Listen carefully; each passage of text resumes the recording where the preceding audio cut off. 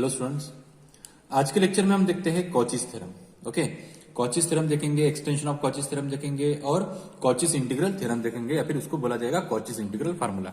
Okay, तो Cauchy's theorem होता क्या है? कॉचीज थ्योरम किस लिए यूज होता है? कॉचीज थ्योरम यूज होता है to determine the contour integration. Okay, contour integration को डिटरमाइन करने के लिए कॉचीज थ्योरम का यूज होता है, कॉचीज एक्सटेंशन थ्योरम का यूज होता है या फिर कॉचीज इंटीग्रल थ्योरम का यूज होता है। ओके, तो स्टार्ट करते हैं कॉचीज थ्योरम से। कॉचीज थ्योरम अप्लाई करने के लिए कंडीशंस क्या है? ओके, सपोज करो कि मेरे पास एक फंक्शन है if F of Z is analytic function. Okay, जो आपको फंक्शन दिया एफ ऑफ जेड वो एनालिटिक है। ओके, और उसकी जो derivative F dash of Z ये कंटिन्यूअस है। ओके, तो ये जो फंक्शन है एफ ऑफ जेड ये एनालिटिक कहां पे है? At each point within and on a close curve C. Suppose करो कि आपके पास एक क्लोज कर्व सी है। ओके, अब ये क्लोज कर्व सर्कल हो सकता है, रेक्टेंगल हो सकता है, स्क्वायर हो सकता है या फिर इलिप्स हो सकता है। ओके, तो इस क्लोज कर्व पे एक फंक्शन ऑपरेट हो रहा है एफ ऑफ जेड। ओके, और इस क्लोज कर्व का नाम है सी। तो इस सी के अंदर जितने भी पॉइंट्स होंगे, ओके, जितने भी पॉइंट्स होंगे इस सी के अंदर जितने भी पॉइंट्स होंगे या फिर सी के ऊपर भी जितने भी पॉइंट्स होंगे, okay, on a close curve C या फिर इन अ क्लोज कर्व सी जितने भी पॉइंट्स होंगे वो सभी पॉइंट्स पे एफ ऑफ जेड क्या होना चाहिए? एनालिटिक होना चाहिए। ओके, और उसकी जो डेरिवेटिव है वो कंटिन्यूअस होनी चाहिए।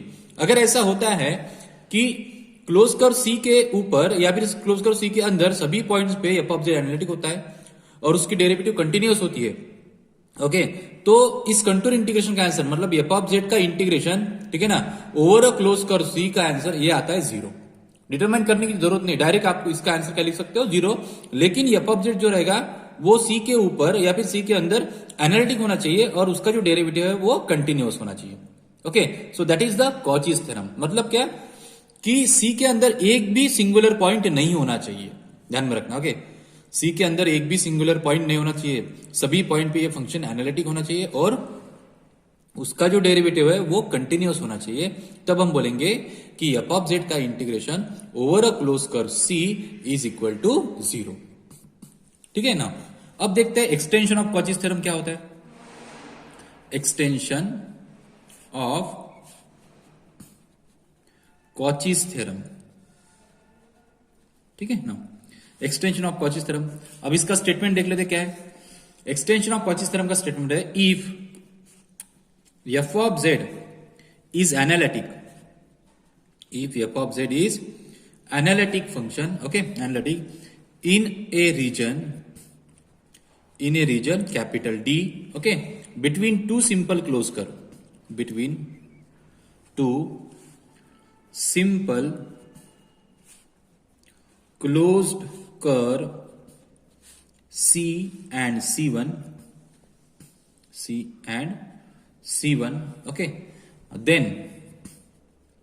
then integration over a closed curve C f of z dz is equal to integration over a closed curve C1 f of z dz। Okay ना, सपोज करो कि आपके पास दो क्लोज कर्व है। ओके, एक है आपका C, ओके, इस क्लोज कर्व का नाम है C, ओके, और दूसरा जो क्लोज कर्व है उसका नाम है C1। ठीक है, दो क्लोज कर्व है और दो क्लोज कर्व से बनने वाला जो कॉमन रीजन रहेगा, ठीक है ना, वो रहेगा ये वाला रीजन। ओके, तो इस रीजन को मैं नाम देता हूं D। ओके, इस रीजन को मैं नाम देता हूं D। ओके, तो ये थ्योरम क्या कहता है? एक्सटेंशन ऑफ कॉचीज थ्योरम, अगर एफ ऑफ जेड एनालिटिक है इन अ रीजन D, तो इस दो क्लोज कर्व के बीच का रीजन जो रहेगा D, ओके, उस रीजन पे अगर एफ ऑफ जेड क्या होता है? एनालिटिक होता है, ठीक है ना, इस रीजन में एफ ऑफ जेड क्या होता है? एनालिटिक होता है। मतलब यहां पे जितने पॉइंट रहेंगे सभी पॉइंट्स पे एफ ऑफ जेड का डेरिवेटिव एग्जिस्ट होगा और उसकी वैल्यू क्या आएगी? यूनिक आएंगी। तब बोलेंगे कि एफ ऑफ जेड क्या है? एनालिटिक है in a close region D. Okay now, और ये जो रीजन डी है वो सी और C1 से मिलकर बन रहा है। ओके, तो एक्सटेंशन ऑफ कॉचीज थ्योरम क्या कहता है कि अगर ऐसी पॉसिबिलिटी होती है तो एफ ऑफ जेड का integration over a close curve C, मतलब आउटर क्लोज के ऊपर, ओके, और एफ ऑफ जेड का integration over a close curve C1, okay, इसके ऊपर, इन दोनों के इंटीग्रेशन का आंसर क्या आएगा? सेम आएगा। ये कहता है कॉचीज एक्सटेंशन थ्योरम, ध्यान रखना। ठीक है ना? अब देखते हैं कॉचीज इंटीग्रल थ्योरम क्या होता है। ओके, और सबसे आईएमपी थ्योरम है ये कॉचीज इंटीग्रल थ्योरम, ठीक है, या फिर इसे कहते हैं Cauchy's integral formula, Cauchy's integral formula. Okay ना, अब देखो ये कॉचीज इंटीग्रल थ्योरम या फिर कॉचीज इंटीग्रल फार्मूला होता क्या है। ओके ना, ये कब यूज होता है, तो सपोज करो इसका स्टेटमेंट देख लेते पहले। इसका स्टेटमेंट है कि अगर if F of Z is analytic, okay, within and on a closed curve C, within and on a closed curve C, okay now, and if okay, f of z is analytic within and on a closed curve C, and if okay a is any point, if z equal to a is any point, any singular point, okay, any singular point, या फिर जिसको हम pole भी कहेंगे, okay, singular point, okay, bracket में लिख लेते और pole, okay, if z equal to is any singular point within C, then okay ना, ध्यान दो, ये क्या कहता है। सपोज करो कि आपके पास एक फंक्शन है, ओके, एफ ऑफ जेड, और ये जो फंक्शन है ये क्लोज कर सी के ऊपर और सी के अंदर ये क्या है, फंक्शन एनालिटिक है, ओके, मतलब सी के ऊपर और सी के अंदर जितने भी पॉइंट रहेंगे सभी पॉइंट पे एफ ऑफ जेड का डेरिवेटिव एग्जिस्ट होगा, ओके, और उसकी वैल्यू यूनिक आएंगी।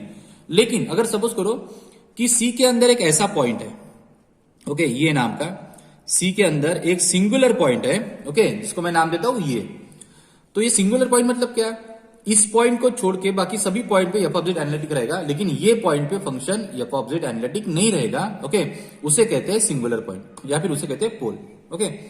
तो अगर ऐसा होता है कि सी के अंदर जितने पॉइंट है सभी पॉइंट पे वो फंक्शन एनालिटिक होता है एफ ऑफ जेड, ओके, लेकिन उसमें एक पॉइंट ऐसा है जेड इक्वल टू ए जिसपे एफ ऑफ जेड एनालिटिक नहीं होता है, तब क्या होगा, ओके ना, तब अगर मुझे इसका आंसर निकालना है integration over closed curve C F of Z upon Z minus A raised to the power 1, okay, into D Z, अगर मुझे इसका आंसर निकालना इस इंटीग्रेशन का, कौन से इंटीग्रेशन का, integration over closed curve C F of Z upon Z minus A, okay, D Z. अब देखो एफ ऑफ जेड तो एनालिटिक है, ओके, एफ ऑफ जेड क्या है, एनालिटिक है, लेकिन ये जो फंक्शन है total F of Z upon Z minus A, okay, ये फंक्शन जो है ये एनालिटिक नहीं है।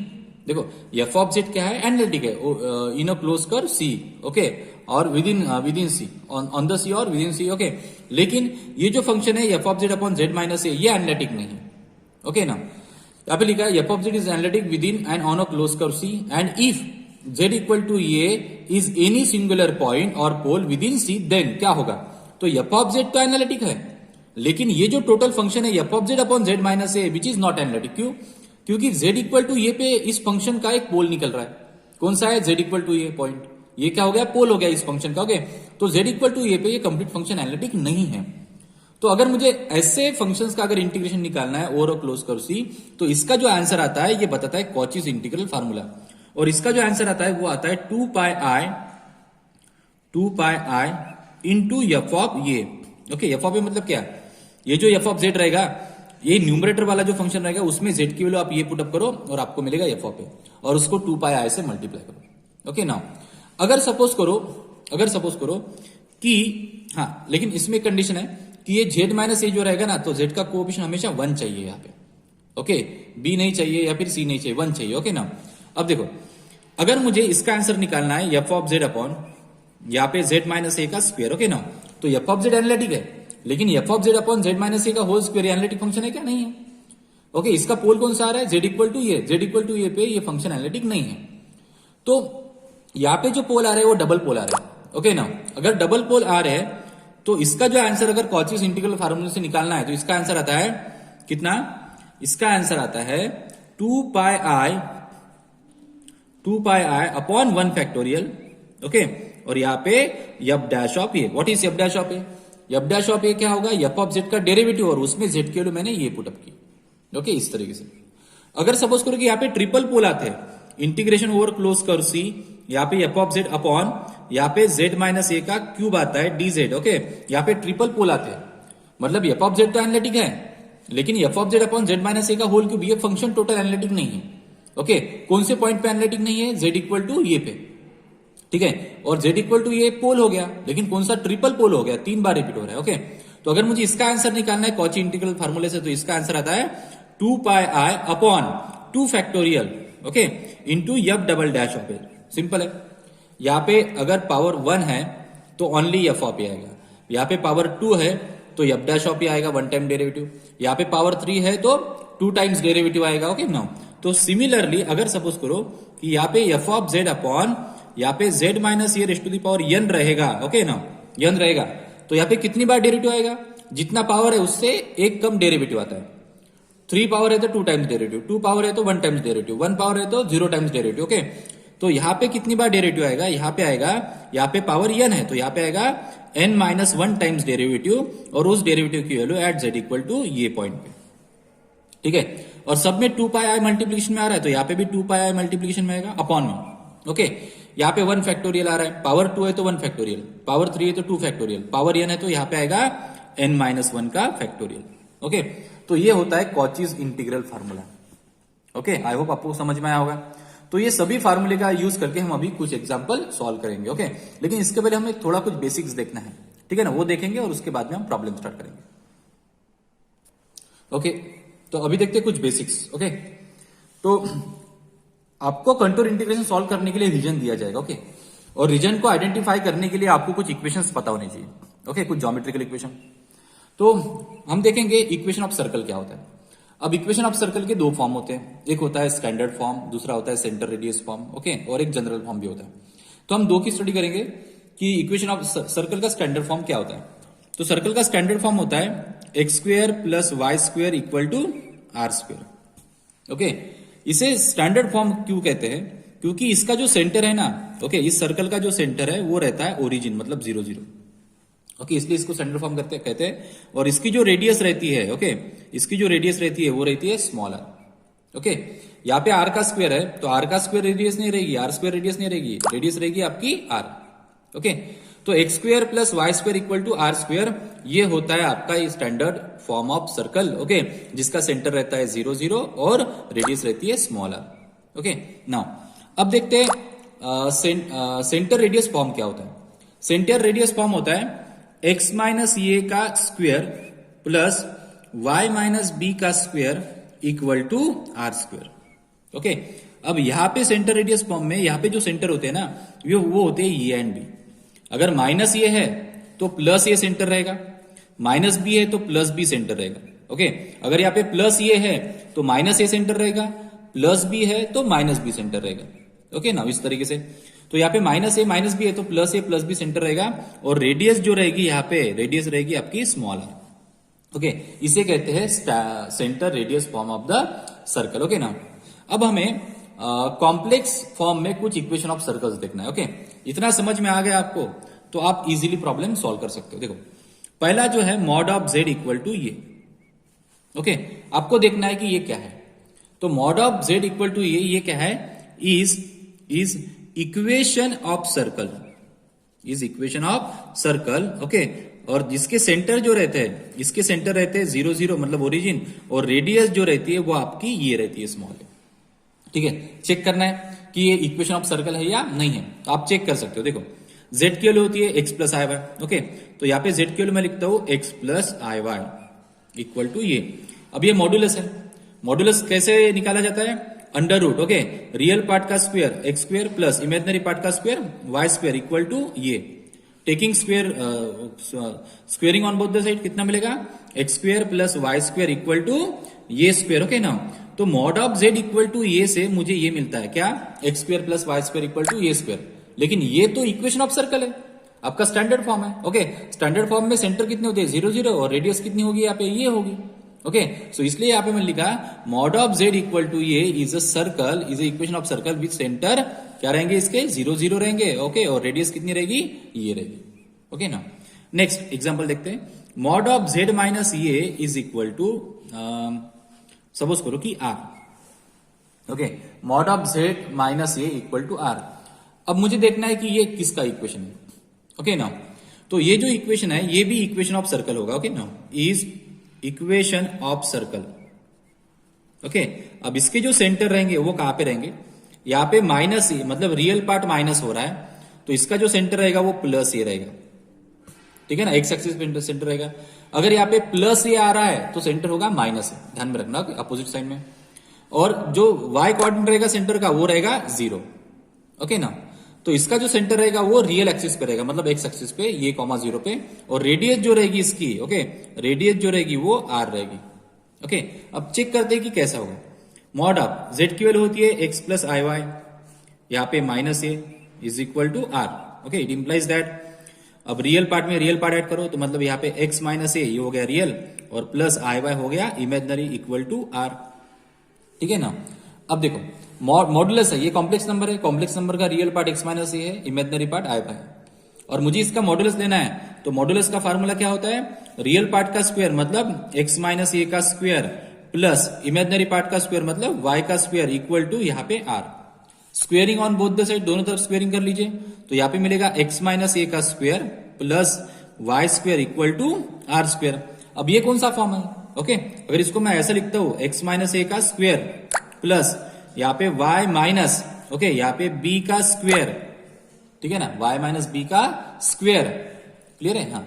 यहाँ पे x माइनस ए का स्क्वायर, यहाँ पे y स्क्वायर है, तो y माइनस यहाँ पे 0 का स्क्वायर मतलब y स्क्वायर होगा, y माइनस 0 का square equal to are square. तो ये तो आपका सेंटर रेडियस फॉर्म है, जो अभी भी आपने देखा था, ये वाला x माइनस ए का square plus y minus b का square equal to are square. और इसके जो सेंटर रहते हैं वो रहते हैं ये भी कॉमा, और रेडियस जो रहती है वो r होती है। तो यहाँ पे जो सेंटर रहेंगे इसके, ये सेंटर कितने रहेंगे, प्लस माइनस ए में आ रहा है तो सेंटर रहेगा ये, और यहाँ पे 0, एंड रेडियस जो रहेगी वो रहेगी आपकी r। So z mod of z minus a is equal to r, ये भी इक्वेशन ऑफ सर्कल रहेगा, ओके ना। लेकिन इसमें सेंटर क्या रहेगा, ये कॉमा 0, रियल एक्सिस पे सेंटर रहेगा, ओके, ये पॉइंट पे, और रेडियस रहेगी r। सिमिलरली ओके ना। अगर देखो अभी यहाँ पे रियल पार्ट मैंने सब्ट्रैक्ट किया, अब यहाँ पे z माइनस आई बी अगर मैं लिखता हूं, z minus i b, okay, mod of z minus i b, ये भी क्या रहेगा, इज इक्वेशन ऑफ सर्कल रहेगा, ओके ना। ये भी इक्वेशन ऑफ सर्कल रहेगा, और इसका सेंटर क्या रहेगा, इसका सेंटर रहेगा आपका, देखो यहाँ पे ये तो नहीं आ रहा है, ओके, तो यहाँ पे कौन आ रहा है, बी आ रहा है, मतलब इमेजिनरी पार्ट आ रहा है, तो इसका जो सेंटर रहेगा ना वो इमेजिनरी एक्सिस पे रहेगा एट पॉइंट बी पे, ठीक है ना। और यहाँ पे एक्स कोऑर्डिनेट कितना होगा, 0। अगर z से इमेजिनरी पार्ट सब्ट्रैक्ट हो रहा है, उसका मॉडुलस है इज इक्वल टू r, तो उसका सेंटर रहेगा इमेजिनरी एक्सिस पे, मतलब y एक्सिस पे, कौन से पॉइंट पे रहेगा, b पॉइंट पे, और उसका रियल कोऑर्डिनेट कितना होगा, 0 होगा, ओके। और रेडियस कितनी रहेगी इसकी, r रहेगी, ध्यान में रखना, ओके। अगर माइनस आई भी आ रहा है तो सेंटर प्लस बी पे रहेगा, अगर प्लस आई भी आ रहा है तो सेंटर माइनस बी पे रहेगा, ये भी बात ध्यान में रखना, ओके। नेक्स्ट, अगर मॉड ऑफ z माइनस ये minus i b equal to r, okay. अब यहाँ पे रियल और इमेजिनरी दोनों पार्ट सब्ट्रैक्ट हो रहे हैं, ओके, ये भी इक्वेशन ऑफ सर्कल रहेगा, is equation of circle, okay. और इसके जो सेंटर रहेंगे वो रहेंगे, देखो रियल पार्ट भी माइनस हो रहा है, इमेजिनरी पार्ट भी माइनस हो रहा है, ओके, तो माइनस ए माइनस बी है, तो यहाँ पे सेंटर रहेंगे plus a plus B, okay. और रेडियस कितनी रहेगी, यहाँ पे आर रहेगी, इस तरीके से, ओके ना। अगर सपोज करो कि यहाँ पे mod of z plus a plus i b है, जय जय Ram Krishna. Now mod of z plus a plus i b, ये भी एक सर्कल का इक्वेशन है, okay, is equal to r, ये भी एक सर्कल का इक्वेशन है, is an equation of circle, okay. लेकिन इसके सेंटर क्या रहेंगे, इसके जो सेंटर होते हैं, देखो इसके सेंटर क्या हो गए, यहाँ पे प्लस ए प्लस बी है, तो सेंटर रहेंगे माइनस ए माइनस बी, ओके। और इसकी जो रेडियस रहेगी वो रहेगी आपकी स्मॉल आर, इस तरीके से, ओके ना। अगर सपोज करो कि यहाँ पे मॉड ऑफ जेड प्लस ये है माइनस आई बी है इक्वल टू आर, तो ये भी क्या रहेंगे, इक्वेशन ऑफ सर्कल रहेंगे, और इसके जो सेंटर रहेंगे वो क्या रहेंगे, अब यहाँ पे प्लस ये माइनस आई बी है, प्लस ए है तो सेंटर रहेंगे माइनस ए, और माइनस बी है तो यहाँ पे सेंटर रहेगा प्लस बी पे, लेकिन रेडियस जो रहेगी वो आर ही रहेगी, इस तरीके से, ओके। तो बेसिक चीज ये है कि मॉड के अंदर अगर रियल पार्ट सब्ट्रैक्ट होता है ठीक है ना। Mod of z minus a real part subtract होता है इक्वल टू आर है, तो ये इक्वेशन ऑफ सर्कल रहेगा जिसका सेंटर रहेगा एक्स एक्सिस पे एट पॉइंट ए पे। अगर इमेजिनरी पार्ट सबट्रैक्ट हो रहा है ओके, तो ये भी इक्वेशन ऑफ सर्कल रहेगा और इसका सेंटर रहेगा वाई एक्सिस पे एट पॉइंट बी पे। ओके, रियल और इमेजिनरी पार्ट दोनों सबट्रैक्ट हो रहे हैं तो इसका सेंटर रहेगा ये बी पे। ओके, रियल ये और बी पे और रेडियस रहेगी आर। अगर z में प्लस ए प्लस आई भी हो रहा है तो सेंटर रहेगा माइनस ए माइनस बी। ओके, और सपोज करो कि यहाँ पे रियल पार्ट ऐड हो रहा है, इमेजिनरी पार्ट सबट्रैक्ट हो रहा है तो सेंटर रहेगा माइनस ए प्लस बी पे और रेडियस रहेगी आर।